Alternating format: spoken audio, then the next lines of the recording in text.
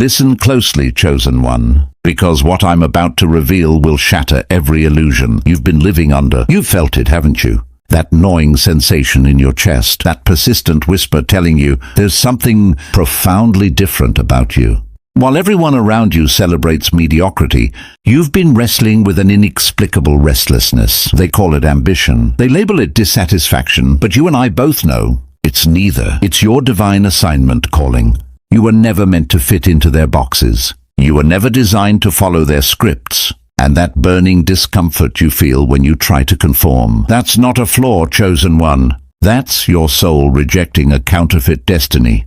The world has tried to convince you that being normal is safe, that blending in is wisdom, that dimming your light will protect you from criticism and rejection. But here's the truth they don't want you to know. Normalcy is a prison designed for those who were created to simply exist, not for those who were ordained to transform reality itself. If this message is resonating with your spirit right now, don't just watch, participate.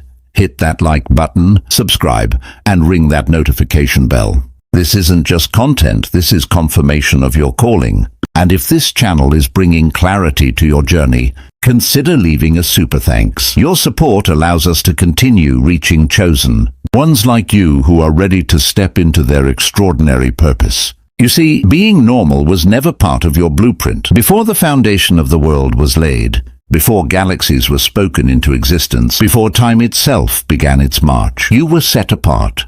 Jeremiah 1:5 declares, "Before I formed you in the womb, I knew you. Before you were born, I set you apart." Set apart, not blended in, not averaged out, not normalized. Your differentness isn't a defect. It's your divine signature.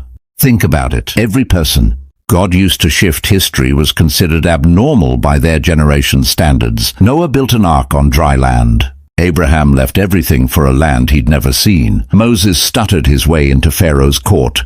David was overlooked by his own father. Esther broke protocol to save a nation. Paul persecuted the very movement he would later lead. None of them were normal. All of them were chosen. And so are you. But here's where it gets uncomfortable. Accepting that you're chosen means accepting that you'll be misunderstood, criticized, isolated at times, questioned constantly. Because normal people feel threatened by those who refuse to worship at the altar of average. The question isn't whether you're different. You already know you are. The question is, what will you do with that difference? There are distinguishing marks on your life, chosen one. Spiritual fingerprints that separate you from the crowd, whether you acknowledge them or not. First, you've experienced isolation that others can't comprehend. Not the loneliness that comes from being abandoned, but the solitude that comes from operating on a different frequency. You can be surrounded by people and still feel completely alone, because your soul is tuned to eternal frequencies while they're distracted by temporal noise. This isolation isn't punishment, it's preparation. Jesus himself withdrew to lonely places. Moses spent 40 years in a desert. Paul went to Arabia. John was exiled to Patmos. The chosen are often separated before they're elevated, hidden before they're revealed, pruned before they're promoted. Second, you faced opposition that seems disproportionate to your actions. Enemy attacks that don't match your current position. Spiritual warfare that feels excessive. Obstacles that appear out of nowhere. Why? Because hell recognizes assignment before people do. The enemy doesn't waste ammunition on irrelevant targets. If you're facing unusual resistance, chosen one, it's because you carry unusual destiny. Third, you possess an unexplainable hunger for truth. While others are satisfied with surface-level spirituality and weekend religion, you're consumed with going deeper. You don't just want to know about God. You want to know God. You don't just want information. You want transformation. This hunger wasn't self-generated. Romans 8:30 reveals those he predestined. He also called that divine dissatisfaction with shallow living. That's your calling, pulling you toward your purpose. Fourth, you've survived what should have destroyed you. Look back at your journey, chosen one. The betrayals that should have broken you. The losses that should have defeated you. The attacks that should have finished you. Yet here you stand. Scarred? Yes. Wounded? Perhaps, but standing nonetheless. Your survival wasn't luck. It was protection over purpose. Fifth, you carry a burden for others that transcends personal ambition. There's something inside you that aches for humanity's transformation. You're not just building a career, you're answering a call. You're not just seeking success, you're pursuing assignment. This burden isn't about you becoming famous. It's about others becoming free. And finally, you've experienced supernatural encounters that defy natural explanation. Dreams that proved prophetic, divine interventions at impossible moments, wisdom that exceeded your experience, favor that defied logic. These weren't coincidences, chosen one. They were confirmations. God doesn't invest this level of supernatural activity into ordinary assignments. He reserves his most dramatic interventions for his most critical missions. You bear these marks not to boast in them, but to be awakened by them. They're not badges of honor. They're evidence of selection. Now let's address what nobody wants to talk about, the cost of being chosen. Because here's the reality. Your calling will cost you your comfort. Your assignment will demand your anonymity. Your purpose will require your popularity. And if you're not prepared for this, chosen one, you'll abort your destiny the moment the price exceeds your expectations. Being chosen means you'll be misunderstood by the very people you're called to serve. They'll criticize your methods while benefiting from your results. They'll question your motives while enjoying your miracles. Jesus healed 10 lepers. Only one returned to say thank you. He fed 5,000. The next day they questioned his credentials. Get comfortable with ingratitude. It comes with the territory. Being chosen means certain relationships will expire. Not because you're better than anyone, but because you're going somewhere they're not called to go. And here's the hard truth. Some people were only assigned to your life for a season, not for a lifetime. Trying to drag them into your next dimension will either abort your calling or destroy them in the process. Love them, bless them, release them. Being chosen means you'll face betrayal from unlikely sources. Often your Judas will sit at your table. Your opposition will come from your inner circle. David wasn't hunted by Pharaoh. He was hunted by Saul, the very king he served faithfully. Joseph wasn't sold by strangers. He was sold by his brothers. Betrayal is the chosen one's initiation into their next level of authority. Being chosen means you'll battle invisible wars that leave visible scars. Depression that seems to come from nowhere. Anxiety that defies circumstances. Weariness that transcends physical fatigue. Why? Because you're not just fighting flesh and blood. Ephesians 6:12 reminds us, we wrestle not against flesh and blood, but against principalities, against powers, against the rulers of the darkness of this age. Your battles are dimensional. Therefore, your warfare must be spiritual. Being chosen means you'll be tested in the very areas you're called to master. If you're called to teach faith, your faith will be tested. If you're called to minister healing, your health will be attacked. If you're called to restore families, your family will face warfare. God doesn't certify you in theory, chosen one. He certifies you through trial. Your testimony is being written in your test, but here's what makes it bearable. The same God who chose you equipped you. The same grace that selected you sustains you, and the same power that called you will complete what it started. Philippians 1:6 promises, he who began a good work in you will carry it on to completion. You're not in this alone. You were never meant to carry this in your own strength. Let's dismantle this lie of normalcy once and for all. Society worships at the altar of average because average is predictable, controllable, safe. But God never called you to safety, chosen one. He called you to significance. And there's a cosmic difference between the two. Normal people live reactive lives, responding to circumstances, adjusting to environments, conforming to expectations. But chosen ones live proactive lives, creating atmospheres, shifting environments, defying expectations. You weren't designed to fit into the world system. You were fashioned to disrupt it with kingdom principles. Normal people seek comfort. Chosen ones seek assignment. Normal people avoid pain. Chosen ones understand that pain is often the pathway to purpose. Normal people want to be understood. Chosen ones are willing to be misunderstood for the sake of their mission. Think about this. If God wanted you to be normal, why would he download abnormal dreams into your spirit? Why would he plant impossible visions in your imagination? Why would he give you a burden that exceeds your natural capacity? Because normal people can't carry what you're carrying. Average individuals can't execute what you're called to execute. Your assignment requires an abnormal level of faith, an unusual depth of commitment, an extraordinary measure of endurance. Consider the biblical pattern.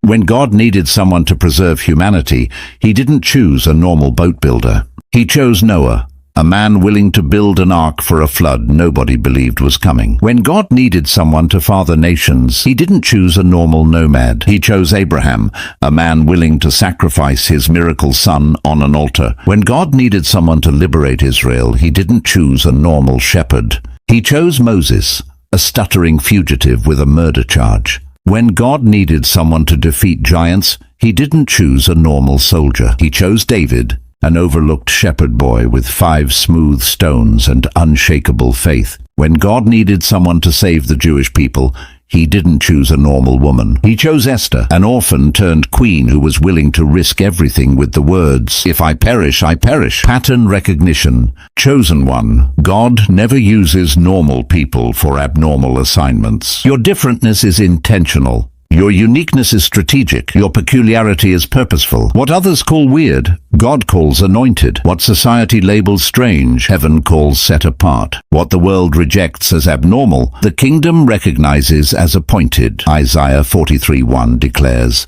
"Fear not, for I have redeemed you. I have called you by name. You are mine." Called by name, not called by category, not called generically. You were specifically, intentionally, deliberately chosen for a specific, intentional, deliberate purpose. Normal was never your portion, because normal can't fulfill what you were ordained to accomplish. Inside you exists a spiritual DNA that cannot be replicated, duplicated or imitated, no matter how hard others try. This DNA wasn't formed by your upbringing, though your experiences shaped its expression. It wasn't created by your education, though knowledge refined its application. It wasn't manufactured by your environment, though circumstances revealed its power. This spiritual DNA was encoded into your being before you took your first breath. It's why you think differently, process differently, perceive differently. You see possibilities where others see problems. You see potential where others see impossibilities. You see purpose where others see pain. This isn't positive thinking, chosen one. This is prophetic vision. The ability to see what God sees before it manifests in natural reality. Your spiritual DNA carries divine creativity. You don't just consume what exists, you create what's needed. God is a creator, and you're made in his image. Genesis 1:27. So God created man in his own image, in the image of God. He created him. You inherited creative capacity from your heavenly Father. This is why ideas flow to you that others can't comprehend. Solutions download into your spirit that conventional wisdom rejects. Strategies emerge in your mind that have never been tried before. You're not losing your mind. You're accessing the mind of Christ. Your spiritual DNA carries divine resilience. You bounce back from situations that would permanently disable others. You recover from betrayals that would embitter most people. You rise from failures that would define ordinary individuals. This resilience isn't stubbornness, it's spiritual elasticity, the supernatural ability to be stretched without breaking, bent without snapping. Romans 8:37 declares, "In all these things we are more than conquerors through him who loved us." More than conquerors, not barely surviving, not just getting by, more than conquering. Your spiritual DNA carries divine discernment. You sense things before they're spoken. You feel shifts before they're visible. You detect spirits before they're manifested. This isn't paranoia. It's prophetic sensitivity. The ability to perceive in the spirit what hasn't yet appeared in the natural. This discernment protects you from wrong connections, wrong opportunities, wrong directions. It's why certain people make you uncomfortable for no logical reason. It's why certain opportunities that look perfect feel wrong. It's why certain paths that seem right trigger internal alarms. Trust that discernment. Chosen one, your spirit knows what your mind hasn't figured out yet. Your spiritual DNA also carries divine authority, not the authority that demands recognition, but the authority that commands atmospheres. You walk into rooms and things shift. You speak into situations and things change. You pray over circumstances and things move. This authority wasn't given to you to impress people. It was given to you to advance the kingdom, to dismantle darkness, to establish God's purposes in the earth. You are genetically, spiritually, divinely different, and that difference is your greatest asset. Here's where the rubber meets the road. Chosen one. Understanding you're different is one thing. Actually living in that difference, that's another battle entirely, because the pressure to conform is relentless. From the moment you wake up, society is programming you toward mediocrity. The education system trains you to fit in. The employment system rewards you for blending in. The social system celebrates you for going along to get along. But every day you spend trying to be normal is a day stolen from your destiny. You need to break free from the normal trap. And that starts with rejecting toxic conformity. Romans 12:2 commands, "Do not be conformed to this world, but be transformed by the renewing of your mind." Don't be conformed. That's not a suggestion. That's a command. Stop apologizing for your intensity. Stop dumbing down your depth. Stop shrinking to make others comfortable. Stop hiding your light because someone else is intimidated by your shine. Your accommodation of their insecurity is an assassination of your assignment. Breaking free means embracing your spiritual authority. You have permission to be powerful. You have authorization to walk in anointing. You have clearance to operate in the supernatural. Stop asking permission from people who don't have the spiritual capacity to recognize what God placed inside you. Breaking free means protecting your atmosphere. You can't afford to let just anyone into your space anymore. Not every voice deserves access to your ear. Not every opinion deserves consideration in your decision-making. Not every perspective deserves weight in your direction. Proverbs 4:23 warns, "Guard your heart above all else, for it determines the course of your life." Guard it, not casually watch it, not loosely monitor it. Guard it with military precision. Breaking free means developing spiritual disciplines that sustain your differentness. Prayer isn't optional for the chosen. It's oxygen. Fasting isn't legalism for the chosen. It's warfare. Worship isn't a Sunday activity for the chosen. It's a lifestyle. The word isn't religious duty for the chosen. It's daily bread. You can't maintain an abnormal calling with normal spiritual habits. Breaking free means making peace with being misunderstood. Not everyone will get you, and that's okay. Not everyone will celebrate you, and that's fine. Not everyone will support you, and that's expected. Your validation doesn't come from their approval. Your affirmation doesn't come from their acceptance. Galatians 1:10 asks, "Am I now trying to win the approval of human beings, or of God? Or am I trying to please people? If I was still trying to please people, I would not be a servant of Christ." You can't serve your calling while serving their comfort. Choose your allegiance carefully, chosen one. The normal trap is designed to neutralize your impact. Refuse to be caught in it. Let's talk about what you're actually here to do, chosen one, because your assignment is as unique as your fingerprint. You weren't chosen for a generic mission. You weren't selected for a vague purpose. You were handpicked for a specific, strategic, world-shifting assignment that only you can complete. Nobody else has your exact combination of gifts, experiences, connections, and calling. Your assignment is encoded in your burden. What breaks your heart? What makes you angry? What keeps you up at night? What stirs righteous indignation in your spirit? That's not random emotion. That's assignment identification. If injustice enrages you, you're probably called to establish justice. If suffering moves you, you're probably called to bring healing. If ignorance frustrates you, you're probably called to release wisdom. If bondage grieves you, you're probably called to facilitate freedom. Your burden reveals your assignment. Your assignment is also encoded in your abilities. What comes naturally to you that others struggle with? What do people constantly ask for your help with? What can you do with minimal effort that others can't accomplish with maximum effort? God doesn't waste gifts. If He gave you the ability to communicate, you're called to speak something significant. If He gave you the ability to create, you're called to build something transformative. If He gave you the ability to organize, you're called to bring order to chaos. Your abilities aren't for your entertainment, they're for your assignment. Your assignment is further revealed in your experiences. Why did you go through that betrayal, that loss, that wilderness season, that disappointment? Because God was qualifying you for something that requires that exact testimony. Your mess became your message. Your test became your testimony. Your pain became your platform. 2 Corinthians 1:4 explains it perfectly. He comforts us in all our troubles so that we can comfort others. When they are troubled, we will be able to give them the same comfort God has given us. Your suffering wasn't meaningless. It was ministerial preparation. But here's the critical part. Your assignment will always be bigger than you. If you can accomplish it in your own strength, it's not your divine assignment. It's just a good idea. Real assignments require supernatural intervention, impossible resources, miraculous provision, divine connections. This is intentional. God sizes your assignment to exceed your capacity, so you'll remain dependent on Him, so you'll stay humble, so you'll give Him glory when it's accomplished. Moses couldn't free Israel alone.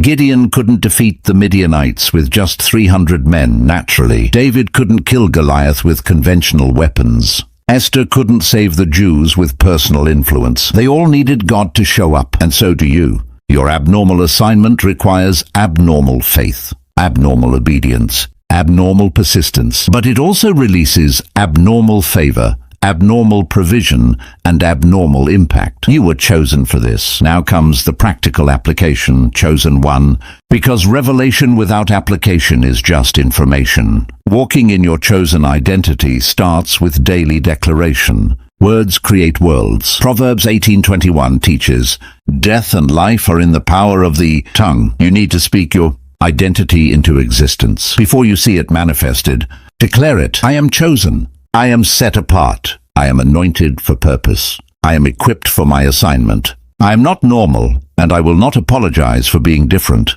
Speak it until your spirit believes it more than your circumstances contradict it. Walking in your chosen identity requires strategic isolation. Not permanent isolation, but seasonal withdrawal. Jesus modeled this. Mark 1:35. Very early in the morning, while it was still dark, Jesus got up, left the house, and went off to a solitary place where he prayed. You need time away from the noise, away from the opinions, away from the demands. Time to recalibrate your spirit. Time to hear God's voice above the chaos. Time to remember who you are when the world is trying to tell you who you should be. Protect your alone time with God fiercely. Walking in your chosen identity demands bold obedience. When God tells you to move, move. When He tells you to speak, speak. When He tells you to build, build. When He tells you to wait, wait. Your obedience doesn't require anyone's understanding or approval. Abraham left his country without knowing his destination. Noah built without seeing rain. Moses confronted Pharaoh with a speech impediment. They obeyed anyway. Delayed obedience is disobedience dressed in excuses. Walking in your chosen identity also requires community with other chosen ones. You need relationships with people who understand the weight you carry, who celebrate your wins without jealousy, who speak truth when you're drifting, who pray for you when you're under attack. Iron sharpens iron. Proverbs 27:17. You can't sharpen yourself against dull people. Walking in your chosen identity means stewarding your gifts excellently. Whatever God gave you, maximize it, develop it, refine it. Excellence isn't perfectionism. Excellence is honoring God with your best effort. Colossians 3:23. Whatever you do, work at it with all your heart, as working for the Lord, not for human masters. Sloppy work dishonors your calling. Finally, walking in your chosen identity requires patience with the process. You won't arrive at your full potential overnight. There will be seasons of preparation that feel like punishment. Seasons of obscurity that test your faithfulness. Seasons of pressure that produce your character. Trust the process. Chosen one, the same God who called you is faithful to complete what He started. Joseph went from the pit to the prison to the palace. Every stage was necessary. Your current position isn't your final destination. Keep walking, keep believing, keep becoming. So here we are, chosen one at the edge of decision. Everything we've discussed isn't theoretical theology. It's practical reality. You stand at a crossroads between two futures. The comfortable path of normalcy where you blend in, play it safe, and live an unremarkable existence. Or the costly path of calling where you stand out, take risks, and leave an undeniable legacy. Both paths are available to you, but only one path aligns with why you were born. Your abnormal future is waiting, but it requires abnormal courage to step into it. It requires you to stop living for applause and start living for assignment. It requires you to stop seeking validation from people who can't even see what God is building through you. Your abnormal future demands that you burn the bridges to mediocrity, that you eliminate the escape routes back to comfort, that you commit so fully to your calling that retreat becomes impossible. Elisha killed his oxen and burned his plow before following Elijah. He made his decision irreversible. He destroyed his plan B so he could fully commit to plan A. What do you need to burn, chosen one? Your abnormal future promises opposition, but it also guarantees victory. You will face resistance. You will encounter setbacks. You will battle discouragement, but Romans 8:31 settles it. If God is for us, who can be against us? The same God who parted the Red Sea will make a way for you. The same God who shut lions' mouths will silence your critics. The same God who brought Jesus out of the tomb will resurrect every dead dream, every buried promise, every impossible situation. Your abnormal future will impact generations you'll never meet. Your obedience today creates opportunities for people tomorrow. Your faithfulness now opens doors for your children's children. Your courage in this moment shifts the trajectory of your entire bloodline. This is bigger than you. It always has been. Chosen one, you were never meant to be normal because normal people can't shift nations. Normal people can't transform cultures. Normal people can't establish kingdom principles in earthly systems. But you were designed, prepared, and positioned to do exactly that. So stop hiding, stop shrinking, stop apologizing for the greatness God placed inside you. The world doesn't need another normal person. We have plenty of those. What the world desperately needs is for you to step fully into your chosen identity, to walk boldly in your abnormal calling, to execute your impossible assignment with supernatural faith. Your differentness isn't your curse, it's your calling card. Your weirdness isn't your weakness, it's your weapon. Your abnormality isn't your flaw, it's your future. Now go be who you were created to be, not who they expect, not who they approve of, not who fits their narrative. Be chosen, be different, be you. Because you, chosen one, were never meant to be normal, and it's time the world knew it.